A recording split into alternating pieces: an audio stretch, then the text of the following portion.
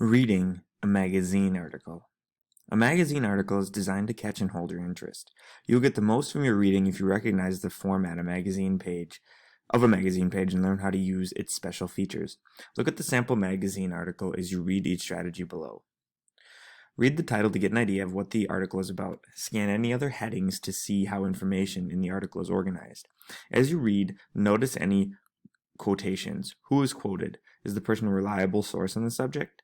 Notice information set in special types, such as italics or boldface. For information, look at the quotation in the article that is set in italic boldface. Study visuals, such as charts, graphs, pictures, maps, photographs, and captions. Visuals bring the topic to life. Pay attention to bulleted lists. Bullets often highlight or summarize important information. Here are your questions that you will have to answer as we read the article. What is the article about? Who explains what echo boomers are? Underline the name of the person who was quoted. Circle a quotation that is set off in large italic type. Draw a star next to a visual that shows what a typical echo boomer might look like, and draw a box around the bulleted list that profiles echo boomers. I totally understand that this one is hard to read, so I will read it for you. Pay attention to those questions. If you were born between 1979 and 1994, you are part of what is the largest teen population in U.S. history. Advertisers want to know what you like and dislike, and they are spending millions of dollars to find out. There's no one name for this group of people, explains advertising executive Adele Warman. Sometimes they're called the echo boomers because they're mostly children of baby boomers. The baby boomer generation is made up of people born between 1946 and 1964. Other people call them Generation Y because the generation right before them was nicknamed Generation X. Warman continues, the 1979 to 1994 group is also called the Millennium Generation. Echo boomers are savvy about technology. They will surf the internet to compare prices before they buy something, says demographer Evan Mulligan. Mulligan makes his living by compiling statistical information about this group. Echo boomers tend to be skilled at collecting information and comfortable making decisions. They also shoulder a great deal of responsibility. In most cases, both parents work full-time, Mulligan explains. This means that echo boomers are used to taking care of themselves, earning their own money, and maybe doing some of the family grocery shopping. The echo boomers' buying power will increase steadily in the future. 4 million new drivers will come out of each age until the year 2010, Warman says.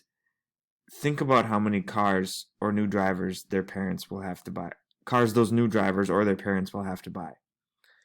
And so the italicized quote there, letter C, right toward the middle of the page, says, echo boomers are used to taking care of themselves.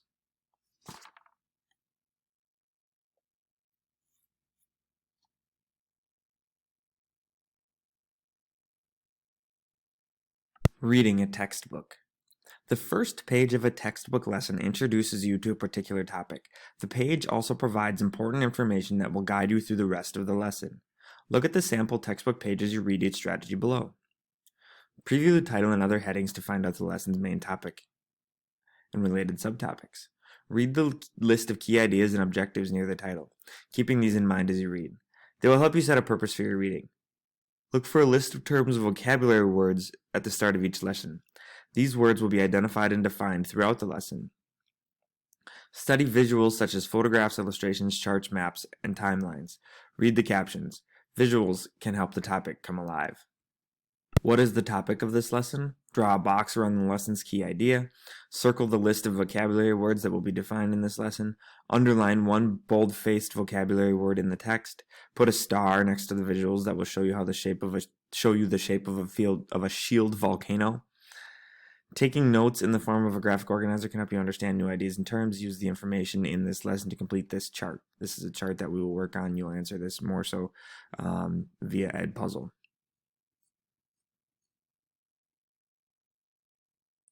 So I'm going to let you take note of the key idea and the vocabulary terms here.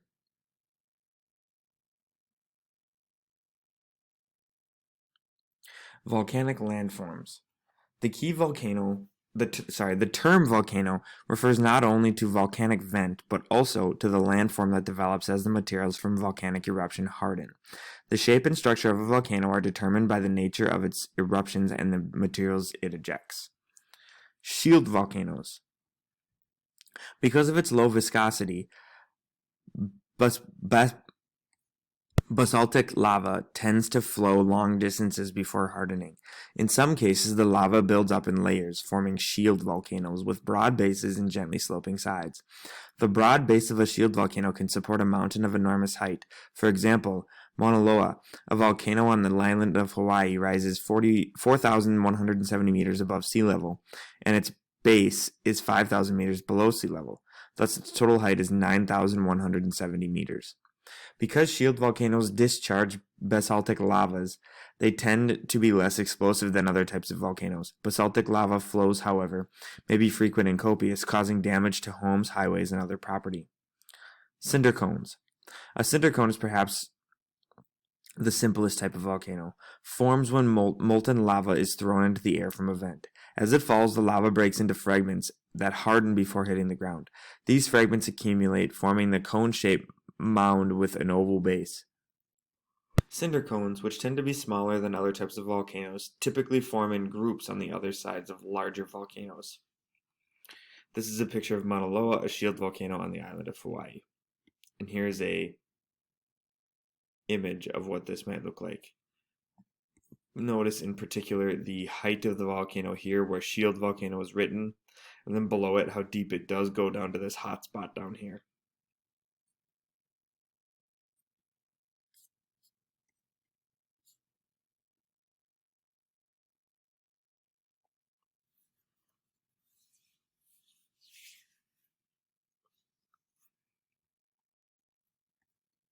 Reading a table. Tables hold a lot of information in an organized way. These tips can help you read a table quickly and accurately. Look at the example as you read each strategy in this list. Read the title to find out the content of the table. The introduction to get a general overview of the information included in the table. Look at the heading of each row and column to find specific information. Locate the place where the row and column intersect. So your questions, and I'll go back to that table shortly here, are this. Which sport has the highest number of injuries requiring emergency room treatment? Circle the answer.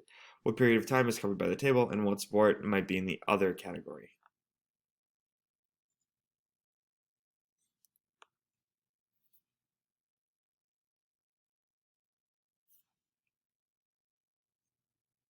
Reading a map. To read a map correctly, you have to identify and understand its elements. Look at the example below as you read each strategy in this list. Read the title to find out what the map shows. Study the legend or key to find out what symbols and colors are used on the map and what they stand for. Look at the geographic labels to understand specific places on the map. Look at the scale to understand how distance is represented on the map. Look at the compass rose or pointer to determine direction. So your questions are: what is the purpose of this map? What natural resources are found near the town of Salvador? Circle the symbol for tin each time it is used on the map. Draw a straight line from Salvador to Rio de Janeiro.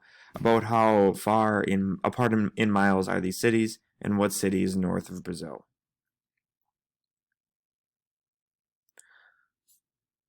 So I'll zoom out just a little bit so we can see this whole map.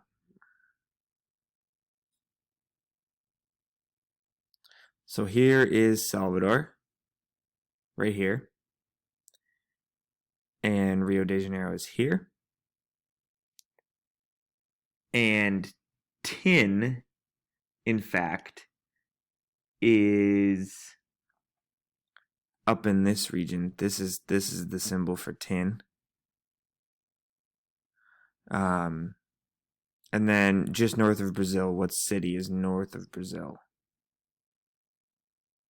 So you're looking up in this area.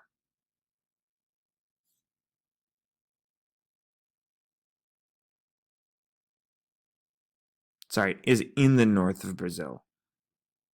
So the answer actually is Manaus. Give you a few seconds to answer the rest of the questions now.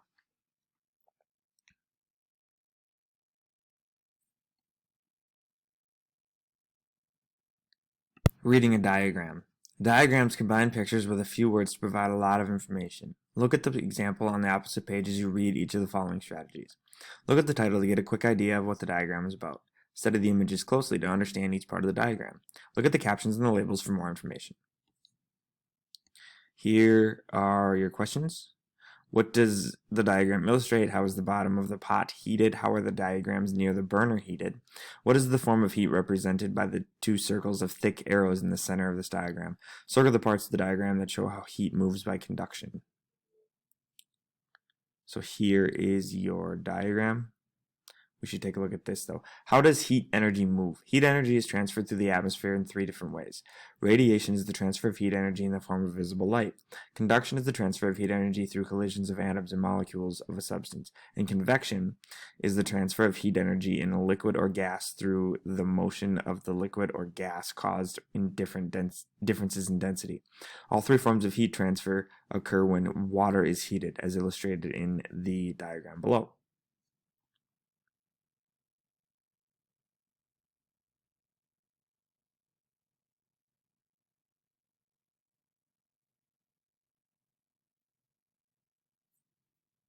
Main idea and supporting details. The main idea in a paragraph is its most important point. The details in the paragraph support the main idea. Identifying the main idea will help you focus on the main message the writer wants to communicate. Use the following strategies to help you identify a paragraph's main idea and supporting details. Look for the main idea, which is often the first sentence in a paragraph. Use the main idea to help you summarize the point of the paragraph and identify specific details, including facts and examples, that support the main idea.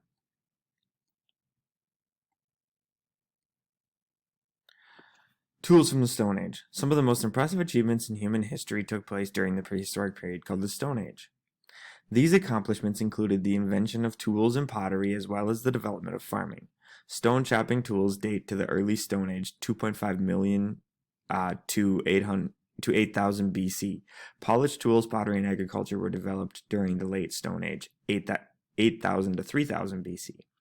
Notice how the main idea is shaded here, and the details come across in the rest of the paragraph.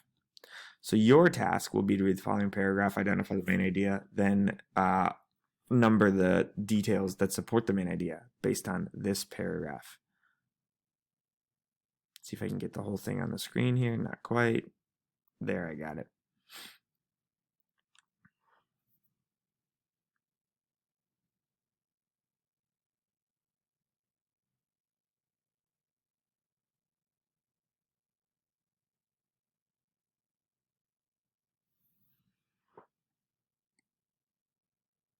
Problem and solution. Does the proposed solution to a problem make sense? In order to decide, you need to look at each part of the text. Use the following strategies to read the text below.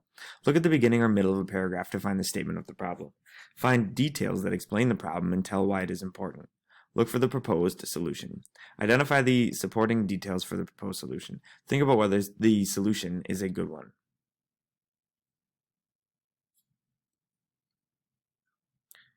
So here we have our problem. Students at our school must make up tests in noisy, distracting environments. The explanation of the problem is as follows. When students come back to school after being sick, they have to make up tests during class time and are distracted by their teachers and classmates, so they miss yet another class. Our school needs to establish a special area for taking makeup tests. There are many reasons that a testing center is necessary. On any given day, an average of 4% of the students in our school are absent. Many of these students have tests to make up when they return. That means that makeup tests happen dozens of times every day. Creating a testing center would not require more money or additional staff. The tables at the north end of the library would be ideal. A teacher or other faculty member could administer the tests. A testing center would show students and parents that our school takes exams seriously. So, underline the proposed solution, circle at least one reason that supports this solution. Do you think the solution is a good one? Explain why or why not.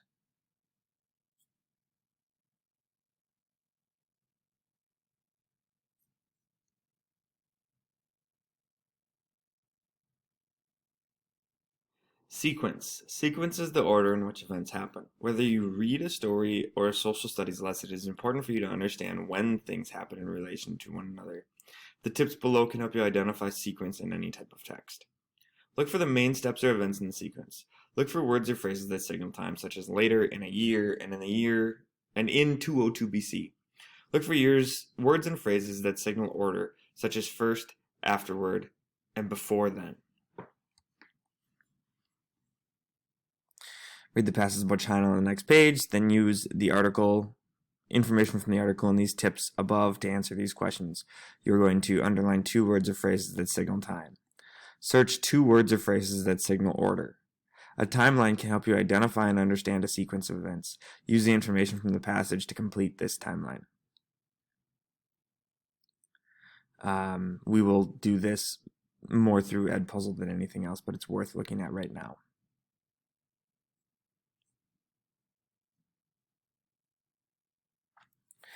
China's dynasties 202 BC to AD 1279. The Han Dynasty ruled China from 202 BC to AD 220. A dynasty is a series of rulers from a single family. For more than 350 years after the Han Dynasty collapsed, no emperor was able to unite northern and southern China. Then in 589, Emperor Sui Wendy created a strong central government and laid the foundation for a golden age of China under the Tang and Song dynasties. Literature, poetry, architecture, sculpture, painting, and dance all flourished during this period. The Tang dynasty ruled China for almost 300 years. From 618 to 907, the first important Tang emperor, Tang Taizong, held the throne from 627 to 649. During his reign, China regained its northern and western lands. After 606 or so, the real power in China was Empress Wu Zhao. Although a series of weak emperors actually sat on the throne, by 690 Wu Zhao became emperor in her own right, the only woman to hold that title. By the mid-700s, the Tang emperors began losing control over the huge empire. Arab armies defeated the Chinese on their far western frontier in 751. For the next 150 years, China suffered attacks on its borders and internal rebellions. Then in 907, Chinese rebels burned the capital city of Chang'an and murdered the child emperor, ending the Tang dynasty. Much of China was reunited in 960 under the first Song emperor, Song Taizu. However, in the early 1100s, the Song lost all of northern China to the Jurchen people.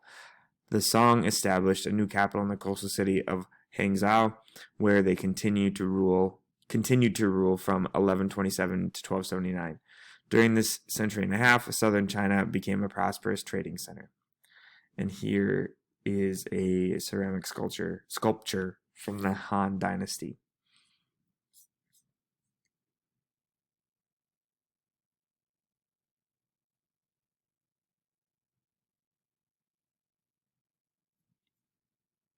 Cause and effect. A cause is an event that brings about another event. An effect is something that happens as a result of the first event. Identifying causes and effects help you understand how events are related. Use the tips below to find causes and effects in any kind of reading. Look for an action or event that answers the question, what happened? This is the effect. Look for an action or event that answers the question, why did it happen? This is the cause. Look for words or phrases that signal causes and effects, such as because, as a result, therefore, consequently, and since.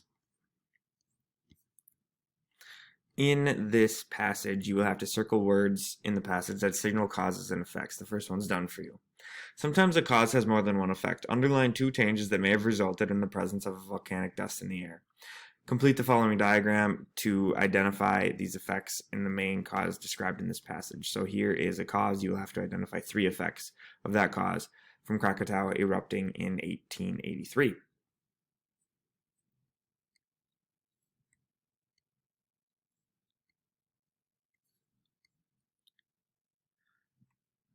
Krakatoa, disaster with worldwide results. In 1883, the massive explosion of a volcano called Krakatoa resulted in tens of thousands of deaths as well as long-term changes in climate conditions. Krakatoa, also called Krakatoa, takes up much of the small island called Rakata. Part of the country of Indonesia, Rakata lies between the islands of Java and Sumatra in the Indian Ocean. Until 1883, Krakatoa was a large volcano with a height of about 6,000 feet above sea level. At 10 a.m. on August 27, 1883, a large eruption destroyed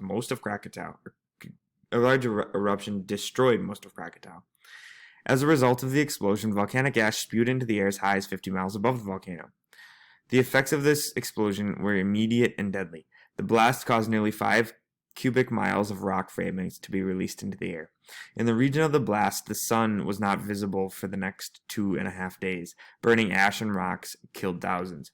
Tidal waves up to 120 feet high struck Java and Sumatra. Because of the ash, rocks, and waves, about 36,000 people lost their lives. The destruction at Krakatoa had effects around the world. People in Australia, more than 2,000 miles away, heard the boom. Weather forecasters all over the planet detected sudden increases in atmospheric pressure. A series of tidal waves resulting from the blast reached as far as Hawaii and South America. Volcanic dust from Krakatoa became part of the Earth's atmosphere and created unusually beautiful sunsets in the northern hemisphere for about 3 years afterward.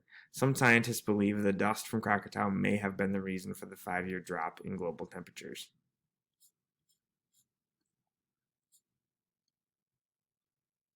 So here is the article as a whole. See if I can get the whole thing on the page. And your questions are at the right.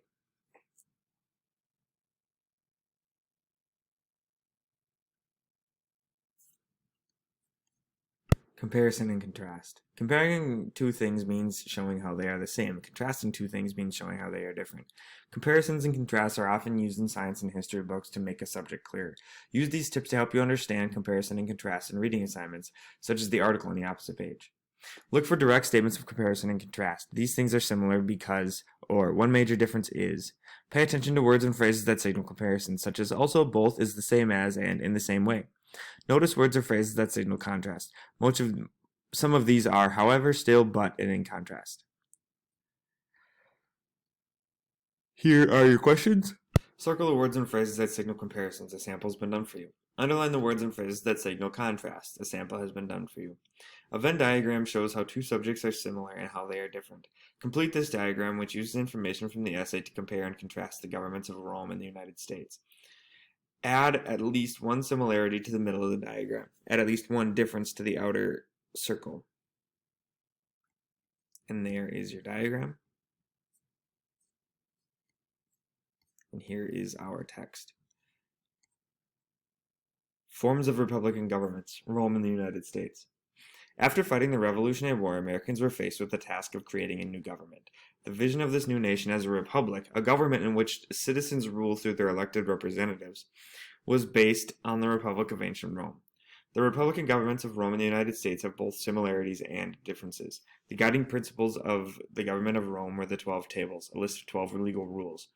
Only adult male landowners could be citizens, and only they could vote. The legislative branch was divided into 3 houses: a 300-member Senate chosen from the aristocracy, a centuriate assembly of citizen soldiers, and a tribal assembly of general citizens. The judicial branch consisted of 8 judges chosen by the centuriate assembly for 1-year terms. Like the Republic of Rome, the government of the United States is based on a code of laws. The U.S. Constitution, which gives its citizens the right to select their leaders.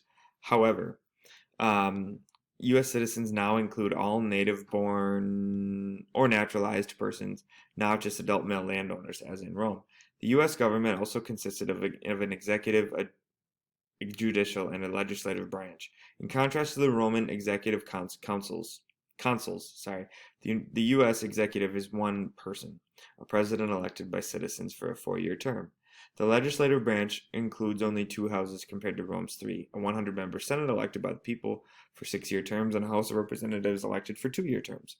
However, while Roman judges were appointed by the Assembly for a term of only 1 year, the 9 members of the U.S. judicial branch, the Supreme Court, are appointed by the President for life.